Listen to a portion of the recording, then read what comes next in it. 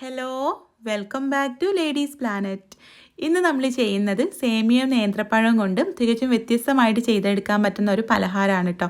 നമുക്ക് എങ്ങനെയാണ് ഇത് ഉണ്ടാക്കുന്നതെന്നുള്ളത് നോക്കാം. വീഡിയോയിലേക്ക് പോകുന്നതിൻ്റെ മുൻപായിട്ട് താഴെ കാണുന്ന ലൈക്ക് ബട്ടൺ ഒന്ന് ക്ലിക്ക് ചെയ്യാൻ മറക്കരുത്. ചാനൽ സബ്സ്ക്രൈബ് ചെയ്യാതെ വീഡിയോ കാണുന്നവർ ഇപ്പോൾ തന്നെ ഒന്ന് സബ്സ്ക്രൈബ് ചെയ്ത് സപ്പോർട്ട് ചെയ്യാം. അപ്പോൾ ആദ്യം ഈ ഒരു പലഹാരത്തിലേക്ക് കുറച്ച് സേമിയ ഒന്ന് വേവിച്ചെടുക്കണം. അതിന് വേണ്ടിയിട്ട് 2 കപ്പ് വെള്ളം ചൂടാക്കാൻ വെച്ചിട്ട് വെള്ളം ഒന്ന് ചൂടായി വരുന്ന സമയത്ത് ഇതിലേക്ക് 150 ഗ്രാം സേമിയ ചേർത്ത് കൊടുക്കാം. ഞാനിവിടെ നീളത്തിൽ തന്നെയാണ് കേട്ടോ സേമിയ ചേർക്കുന്നത്. ഇത് പൊട്ടിച്ചിട്ടാണെങ്കിൽ ഏകദേശം ഒരു 1.25 കപ്പ് സേമിയ ഉണ്ടാവും. ഇത് കുറച്ച് കൂടുതൽ വെള്ളത്തിൽ നമുക്കൊന്ന് വേവിച്ച് ഊറ്റി വെക്കണം. വെള്ളം കൂടിപ്പോയാലും കുഴപ്പമൊന്നുമില്ല കേട്ടോ.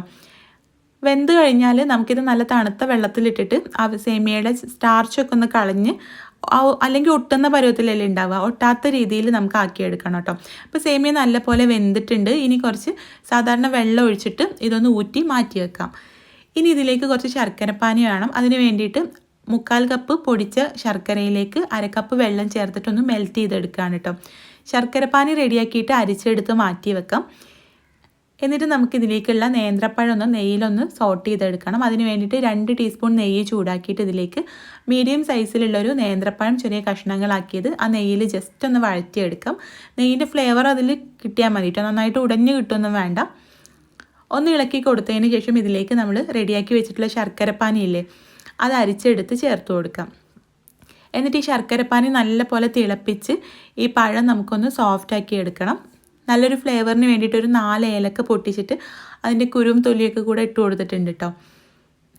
ഈ ശർക്കരപ്പാനി നല്ല പോലെ ഒന്ന് തിളച്ച് വരുമ്പോഴേക്കും പഴം ഒന്ന് സോഫ്റ്റായിട്ട് കിട്ടും. ആ സമയത്ത് നമുക്കിതിലേക്ക് 1/2 കപ്പ് തേങ്ങ ചിരവിയത് ചേർത്തിട്ട് നല്ല പോലെ ഒന്ന് ഇളക്കിയെടുക്കാം. ഇനി ഇതൊന്ന് വറ്റിച്ചെടുക്കണം കേട്ടോ. നമുക്ക് കുറച്ച് തിക്കായിട്ടുള്ളൊരു കൂട്ടാണ് വേണ്ടത്. അപ്പോൾ ഇതിലുള്ള ശർക്കരപ്പാനി ഒന്ന് ഹൈ ഫ്ലെയിമിലിട്ടിട്ടൊന്ന് വറ്റിച്ച് കൊടുക്കാം. കണ്ട ഈ ഒരു പരുവത്തിലാകുമ്പോൾ ഞാനിത് വേറൊരു പാത്രത്തിലേക്ക് മാറ്റിയാണ് കേട്ടോ. ഇനി തണുത്തതിന് ശേഷമാണ് നമ്മൾ ബാക്കി കാര്യങ്ങൾ ചെയ്യുന്നത്. അപ്പോൾ ഇത് തണുത്ത് വന്നു കഴിഞ്ഞാൽ നമുക്കിതൊരു വാഴ ഇലയുടെ ഒക്കെ ഉണ്ടാക്കുന്ന രീതിയിലൊന്ന് സെറ്റ് ചെയ്തെടുക്കണം. അത് ആദ്യം നമുക്ക് വാഴയിലൊന്ന് നനച്ചിട്ട് അതിൻ്റെ മുകളിൽ വേവിച്ച് വെച്ചിട്ടുള്ള സേമിയ ഒന്ന് പരത്തി ഇതുപോലെ വെച്ച് കൊടുക്കാം. അതിൻ്റെ മുകളിലായിട്ട് നമ്മളിവിടെ റെഡിയാക്കി വെച്ചിട്ടുള്ള നേന്ത്രപ്പഴത്തിൻ്റെ കൂട്ടില്ലേ, അത് ഇതുപോലെ വെച്ച് കൊടുക്കാം. എന്നിട്ട് നമ്മൾ ഇലയുടെ ഒക്കെ ഉണ്ടാക്കുന്ന രീതിയിൽ ഒന്ന് ഫോൾഡ് ചെയ്തിട്ട് നമുക്ക് ഒന്ന് ആവി കയറ്റി എടുക്കുകയാണ് കേട്ടോ. ഇപ്പോൾ സേമിയ മുഴുവനായിട്ടും വെന്തിട്ടുണ്ട്. പിന്നെ ആ ഒരു നേന്ത്രപ്പഴത്തിൻ്റെ കൂട്ടും നമ്മൾ നല്ലപോലെ വേവിച്ചെടുത്തിട്ടുണ്ട്. ഇത് വേവാനൊന്നുമില്ല, പക്ഷേ ആ ഒരു സേമിയയും നേന്ത്രപ്പഴം കൂടെ ആവി കയറ്റിയെടുക്കുമ്പോൾ നല്ല പോലെ അതൊന്ന് ജോയിനായിട്ട് കിട്ടും. സേമിയയിലേക്ക് ആ ഒരു ശർക്കരപ്പാനിയും പഴത്തിൻ്റെ ഫ്ലേവറൊക്കെ വന്നിട്ട് നല്ല പോലെ കിട്ടും. അപ്പോൾ അതുകൊണ്ട് ഒരു 5 മിനിറ്റ് നേരം ഒന്ന് ആവി കയറ്റിയെടുക്കാം. ഒരുപാടായിട്ട് വേവാനൊന്നുമില്ല, ജസ്റ്റ് ഒന്ന് ഒരുമിച്ചായിട്ട് കിട്ടാൻ വേണ്ടിയിട്ടാണ് കേട്ടോ. അപ്പോൾ ഞാനൊരു സ്റ്റീമറിൽ വെള്ളം ചൂടാക്കിയിട്ട് അത് നല്ലപോലെ തിളച്ചിട്ടുണ്ട്. ഞാൻ അതിൻ്റെ മുകളിൽ ഈ വാഴയില വെച്ചിട്ട് നമുക്കൊരു 5 മിനിറ്റ് മീഡിയം ഫ്ലെയിമിലിട്ടിട്ടൊന്ന് ആവി കയറ്റിയെടുക്കാം. കണ്ട ഇത്രേ ഉള്ളൂ, നമ്മുടെ നേന്ത്രപ്പഴം സേമിയയും വെച്ചിട്ടുള്ള ഈ ഒരു അട റെഡി ആയിട്ടുണ്ട്.